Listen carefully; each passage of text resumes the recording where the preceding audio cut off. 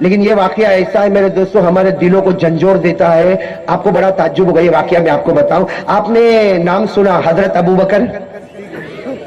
نہیں سنا تو ہاں بولو ساتھ میں بولو. سنا نا؟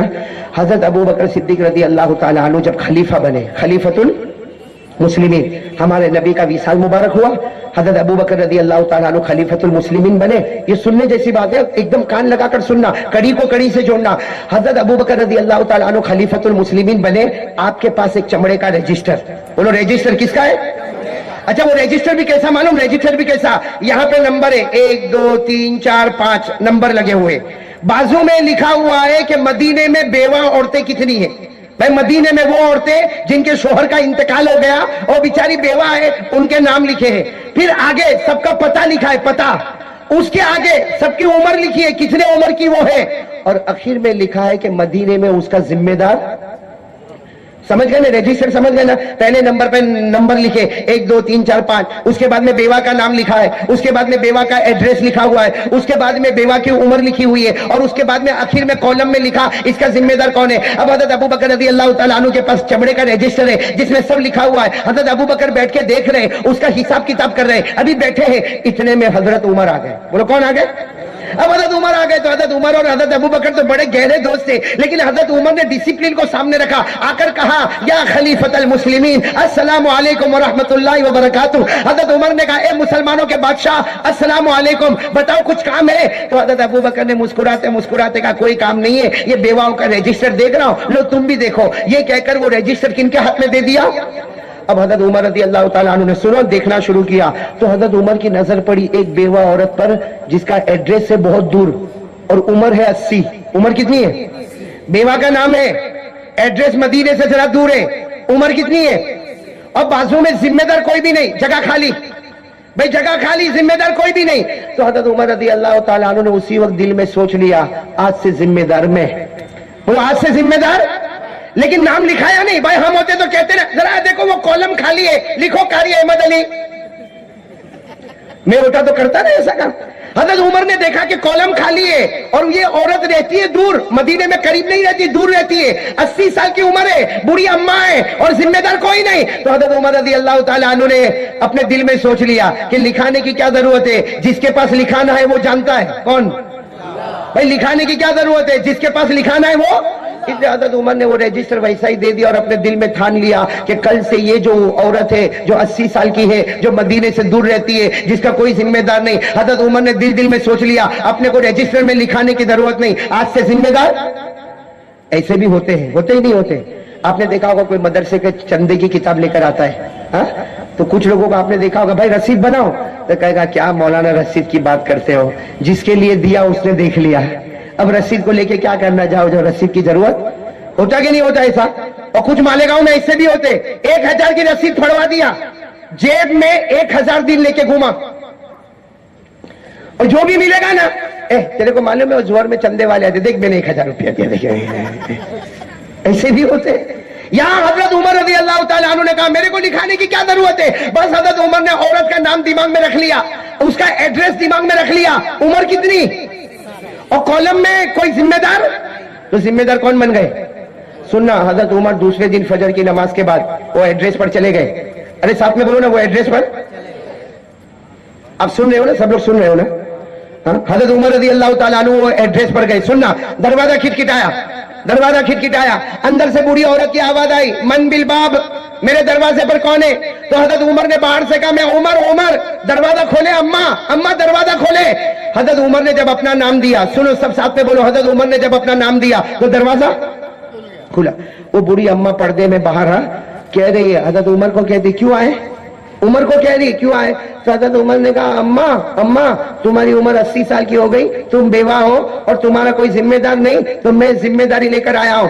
وہ حضرت عمر باہر ایک سانس میں کہہ دیے, اماں کپڑے دھونا ہو تو میرے کو بتا دو, برتن کو مانجنا ہو تو میرے کو بتا دو, گھر میں اناج نہیں ہو تو میرے کو بتا دو, گھر میں کھانا پکانا ہو تو میرے کو بتا دو. اور جب حضرت عمر نے کہنا شروع کیا تو بوڑھی اماں نے کہا مہلن یا عمر, عمر خاموش رہو, خاموش رہو, تم کو میری ذمہ داری سنبھالنے کی ضرورت نہیں ہے. ایک آدمی آتا ہے اور روزانہ میرے گھر میں اناج بھی بڑھتا ہے, روزانہ میرے یہاں کھانا بھی پکاتا ہے, میرے کپڑے بھی دھوتا ہے, کپڑے کو سکھاتا بھی ہے, برتن کو بھی دھوتا ہے, تمہیں آنے کی ضرورت अरे बोलो तुम्हें आने की जरूरत?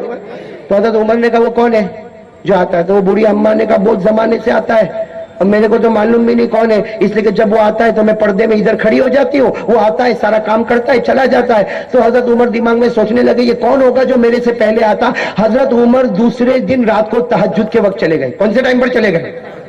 पहले दिन कब गए थे? फजर के।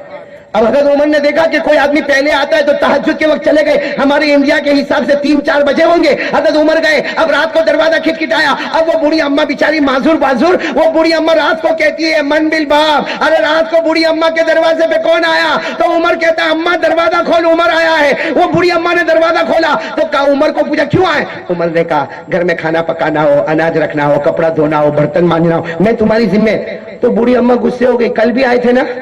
हाँ मैंने कल मना किया था ना, मैंने कहा ना एक आदमी आके सारा काम कर जाता है, और तुम बूढ़ी अम्मा को रात को 3 बजे दरवाजा खिटखिटाते हो, 4 बजे दरवाजा खिटखिटाते हो। ये बूढ़ी बेवा औरत उठकर दरवाजा खोलेगी। और वो बूढ़ी अम्मा ने क्या कहा? उमर आइंदा से यहां मत नजर आना, आइंदा से यहां नजर। बोलो हजरत उमर चले गए। सोचने लगे फजर के बाद आया तो वो आदमी पहले आ गया, तहज्जुद के वक्त आया तो उससे पहले वो आदमी आ गया। तो हजरत उमर ने तीसरे दिन ईशा की नमाज पढ़ी और सीधे चले। कहां चले? बूढ़ी अम्मा के घर पे गए, मगर दरवाजा नहीं खिटखिटाया, मालूम है आज बूढ़ी अम्मा मारेगी, इसलिए बूढ़ी अम्मा भी बर्दाश्त कितना करेगी। तो हजरत उमर गए, लेकिन वो जो घर था ना बूढ़ी अम्मा का झोपड़ा था, उसके सामने एक दरख्त था, दरख्त के पीछे ईशा की नमाज के बाद ही जाके खड़े हो गए और देखने लगे कौन आता कौन आता कौन आता। हजरत उमर कहते ईशा की नमाज के बाद मैं खड़ा था, कुछ देर गुजरी, मैंने देखा धीरे धीरे कदम से एक शख्स आ रहा। हजरत उमर कहते उस जमाने में लाइट नहीं थी, उस जमाने में बल्ब नहीं थे, कोई आ रहा है हजरत उमर कह रहे। लेकिन हजरत उमर कहते जब वो करीब आए मैंने दिल में कहा अल्लाह की कसम ये तो खलीफतुल मुस्लिमीन हजरत अबू बकर खुद आ रहे हैं। सुभान अल्लाह। बोलो बोलो कौन आ रहे हैं? हजरत अभी सुनना, वाकया भी पूरा नहीं हुआ। हजरत अबू बकर आ रहे। हजरत उमर दरख्त के पीछे खड़े रहे, कुछ नहीं किया। हजरत उमर वहां से देखते हैं, हजरत अबू बकर ने अनाज भर दिया, हजरत अबू बकर ने खाना पका दिया, हजरत अबू बकर ने कपड़े धो दिए, हजरत अबू बकर ने बाहर कपड़े लटका दिए, अरे हजरत अबू बकर ने बर्तन को मांज दिया, अरे झाड़ू भी दे दिया, पोता भी दे दिया। हजरत अबू बकर ने जब सारा काम कर लिया और हजरत अबू बकर जब बाहर निकले तो हजरत उमर दरख्त के पीछे से आए और आकर कहा अस्सलामु अलैकुम। तो हजरत अबू बकर ने कहा वालेकुम अस्सलाम। उमर यहाँ क्या कर रहे हो, क्या कर रहे हो यहाँ पर? तो हजरत उमर ने पूछा अमीरुल मोमिनीन खलीफतुल मुस्लिमीन आप क्या कर रहे हो, आप क्या कर रहे हो? तो हजरत अबू बकर ने रोते रोते कहा ये तो मेरा और अल्लाह का मामला है, ये तो मेरा और अल्लाह का मामला। सुनना, हजरत उमर ने जोर से चीख मारी, कहा परवरदिगार की कसम उमर जन्नत में नहीं जा सकता जब तक अबू बकर जन्नत में नहीं पहुंच जाएगा। नारे तकबीर, नारे तकबीर, मोहम्मद का दामन, मोहम्मद का दामन। अभी वाक्य पूरा नहीं हुआ, अभी मेन पॉइंट पर आ रहा हूं, तवज्जो देना। हजरत उमर रज़ी अल्लाह ताला अन्हु ने कसम खाकर कहा अल्लाह की कसम उमर जन्नत में नहीं जा सकता जब तक अबू बकर जन्नत में न जाए। अब चलो घर से निकले, दोनों साथ में है ना? कौन? नहीं जल्दी जल्दी बोलो ना, कौन साथ में? हजरत उमर और हजरत। अब जब साथ में चल रहे ना तो हजरत उमर की नजर पड़ी कि अबू बकर ने जूते ही नहीं पहने, चप्पल नहीं पहने। उस जमाने में ये जमाने में कैसे चमड़े के और रबर के होते, उस जमाने में लकड़े के जूते होते थे, जब आदमी पहन के चलता था तो ठक ठक ठक ऐसी आवाज आती। तो हजरत उमर रज़ी अल्लाह ताला अन्हु ने देखा कि अबू बकर ने जूते नहीं पहने, हालांकि खलीफतुल मुस्लिमीन है, इनके लिए जूते पहनना क्या मुश्किल का काम है। तो हजरत उमर रज़ी अल्लाह ताला अन्हु ने फौरन कहा या खलीफतुल मुस्लिमीन लिमा लम तलबस नालेक, ए मुसलमानों के बादशाह तुमने जूते नहीं पहने, चप्पल नहीं पहने, हालांकि हमने हमेशा तुमको जूते चप्पल में देखा, तुम जूते चप्पल क्यों नहीं पहने? हजरत अबू बकर ने कहा उमर चलो चलो ये मेरा और अल्लाह का मामला है, ये मेरा और। तो हजरत उमर ने कहा ना अबू बकर अब नहीं जाऊंगा जब तक जवाब नहीं मिलेगा उमर यहाँ से हटने वाला। तो हजरत अबू बकर ने रोते रोते कहा मैं जब भी ये महल्ले में आता हूँ तो मैं जूते नहीं पहनता, जब भी ये महल्ले में आता हूँ जूते नहीं पहनता हूँ। क्यों? इसलिए कि ये बूढ़ी अम्मा का जहाँ मकान है ना इसके चारों तरफ यहूदियों के घर है, चारों तरफ यहूदियों के घर है, और ये यहूदी लोग बहुत जल्दी सो जाते हैं, रात को जल्दी सो जाते हैं। मैं जूते चप्पल पहनकर नहीं आता कि कहीं मेरे जूते चप्पल की आवाज से किसी यहूदी की नींद खराब ना हो जाए और कयामत में मेरा नबी ये ना पूछे कि मेरे उम्मती को क्यों सताया था, वो मेरा कलमा नहीं पढ़ता था, तू तो मेरा कलमा पढ़ता था, तूने उसको क्यों सताया? मेरे जूते की आवाज से किसी को डिस्टर्ब ना हो और उसकी नींद खराब ना हो, इसकी वजह से ये महल्ले में जब भी मैं आता तो जूते पहनकर میں آپ سے پوچھنا چاہتا ہوں حضرت ابو بکر غیر کی نیند کو خراب کرنا اور ہم اپنوں کی، وہ غیر کی نیند خراب نہیں کرتے یا اپنوں کی نیند اڑا دیے؟ ارے اڑائی کہ نہیں اڑائی؟ ارے میرے دوستو اتنے ہمارے دل ٹوٹے بلکہ اگر میں کہوں مولانا جلیل صاحب اگر میں کہوں تو شاید غلط نہیں ہوگا، اس زمانے میں اور اس دور میں ابھی کے دنوں میں غیروں سے ہم کو وہ نقصان نہیں پہنچ رہا جو اپنوں سے نقصان پہنچ رہا ہے۔ بھائی بھائی کا دشمن، باپ بیٹے کی نافرمانی، آج ذرا دیکھو بیٹے کو، دیکھو باپ کی کیسی نافرمانی کرتا ہے، آج بیٹے کو دیکھو ماں کو گالی دیتا ہے، ہاں ماں کو گالی دیتا۔ میرے دوستوں ہمارا یہ سماج ایسا سماج جس نے کلمہ پڑھا ہے، جس نے مصطفیٰ کا دامن تھاما ہے، جو شیخ عبد القادر جیلانی کا نام لینے والے، حضرت مولانا الیاس رحمت اللہ علیہ کی محنت کرنے والے، یہ وہ مسلمان ہے جس کے دل میں نفرت کی آگ ہے، جس کے دل میں عداوت ہے، جس کے دل میں جلن ہے۔ اور میرے دوستوں بڑے بڑے اچھے لوگ یہ گناہ میں مبتلا ہے کہ پیٹھ پیچھے برائی کرے بغیر ہم کو کھانا ہضم نہیں ہوتا ہے۔ صحیح کہہ رہا ہوں غلط کہہ رہا ہوں؟ مسجد میں السلام علیکم ورحمت اللہ، السلام علیکم ورحمت اللہ، امام صاحب نے ظہر کی نماز پڑھا دی، یہ بیٹھا ہے پیچھے، تیرے کو معلوم مالیگاؤں میں کیا ہوا؟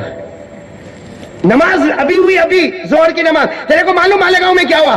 کہا نہیں میرے کو نہیں معلوم، میں تو ذرا باہر گیا تھا، کیا ہوا کیا؟ کہا ایسا ہوا، کسی ایک کا نام لے کے برائی۔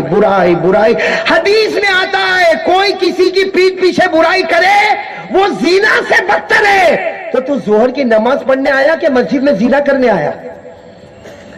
تو ظہر کی نماز پڑھا۔ اور ایک حدیث میں لکھا ہے کہ مسجد کے دروازے پر فرشتہ کھڑا ہوتا ہے اور جو بھی آتا ہے نا نماز پڑھ کے آتا ہے، فرشتہ لکھتا ہے اللہ نے معاف کر دیا، آجا اللہ نے معاف کر دیا، آجا اللہ نے معاف کر دیا، یہ فرشتہ دروازے پہ کھڑے ہو کے لکھتا ہے۔ لیکن جب ہم لوگ نماز کے بعد مسجد میں غیبت کرتے ہوں گے وہ فرشتہ لکھتا نہیں ہوگا، ہنستا ہوگا کہ جنت لینے آیا تھا جہنم لے کے جا رہا ہے۔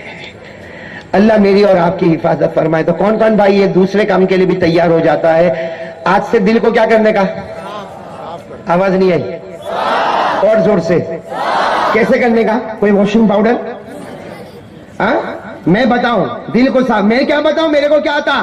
حضرت جنید بغدادی، نام سنا تو ہاتھ اوپر کرو۔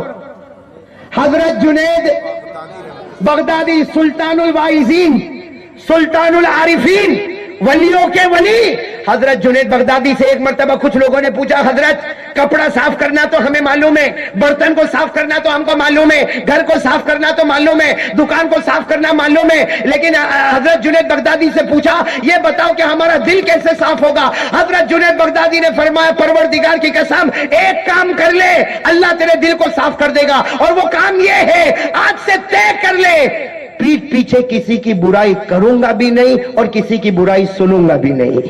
کون کون اس کے لیے تیار ہے؟ بہت آسان کام ہے بھائی۔ دیکھو میں ملنے سے منع نہیں کرتا ہوں، آپ لوگ آپس میں ملے، باتیں کریں، چائے پیے، ایک دوسرے کو دعوت دے، کوئی پرابلم نہیں، لیکن جہاں اگر کوئی ادھر ادھر کی بات کرے نا، پہلے بات کرے گا السلام علیکم، وعلیکم السلام، آپ کی طبیعت کیسی، تمہاری طبیعت کیسی، جہاں وہ کسی اور کا نام لے بس کہو بھائی بات ختم، یہیں پہ بات ختم۔ اس لیے کہ غیبت کرنا اگر حرام ہے تو غیبت کا سننا بھی حرام ہے، اور زنا کرنا اتنا بڑا گناہ نہیں، اس سے بڑا گناہ کرنے ہم لوگ یہاں بیٹھے ہیں۔